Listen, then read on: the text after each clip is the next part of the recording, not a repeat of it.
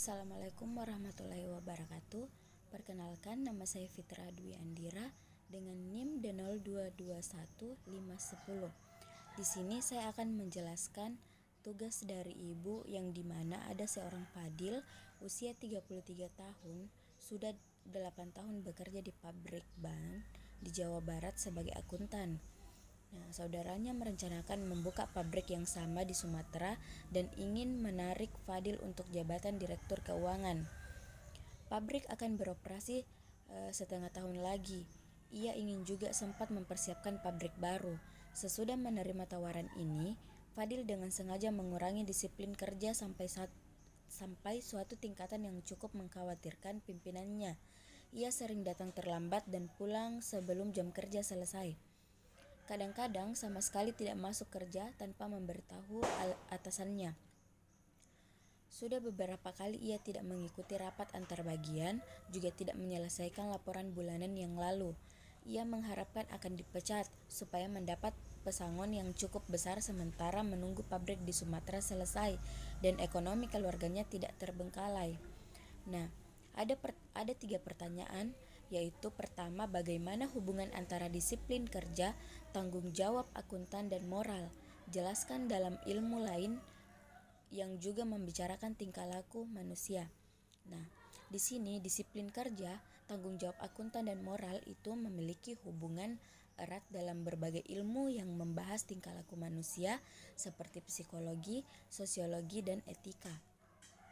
Nah, dalam psikologi, disiplin kerja dipahami sebagai kemampuan individu untuk mengatur perilaku dan tindakan mereka sesuai dengan norma-norma organisasi atau sosial.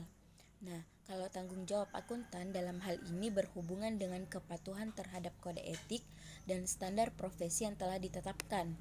Sedangkan moral di sisi lain melibatkan pertimbangan individu terhadap apa yang dianggap benar dan salah dalam konteks pekerjaan dan interaksi sosial.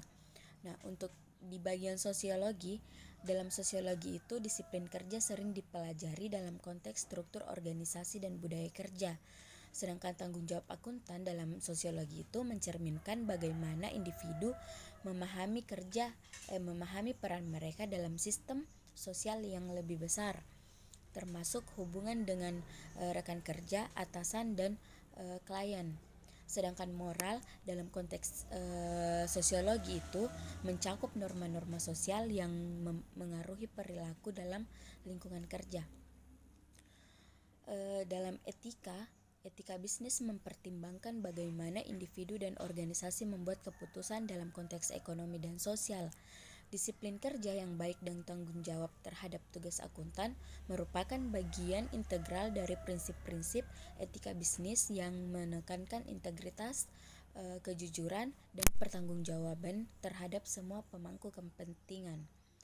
Nah, kemudian soal kedua itu, apa yang menjadi kekhususan dalam kecakapan profesional dan terbengkalainya kerja akuntansi yang merupakan tugas dan tanggung jawab Fadil. Nah, kecakapan profesional dalam bidang akuntansi melibatkan keterampilan teknis, analitis, dan komunikatif yang kuat. Terbengkalainya kerja akuntansi dapat terjadi jika Fadil tidak memenuhi tanggung jawabnya dalam mengelola dan melaporkan informasi keuangan perusahaan dengan akurat dan tepat waktu. Khususnya sebagai seorang direktur keuangan, Fadil memiliki tanggung jawab besar dalam menyusun laporan keuangan, mengelola anggaran, dan memberikan informasi keuangan yang dapat dipercaya kepada pemangku kepentingan internal dan eksternal. Jika Fadil tidak memenuhi tugasnya dengan baik, ini dapat menyebabkan kerugian finansial bagi perusahaan dan mengancam reputasinya.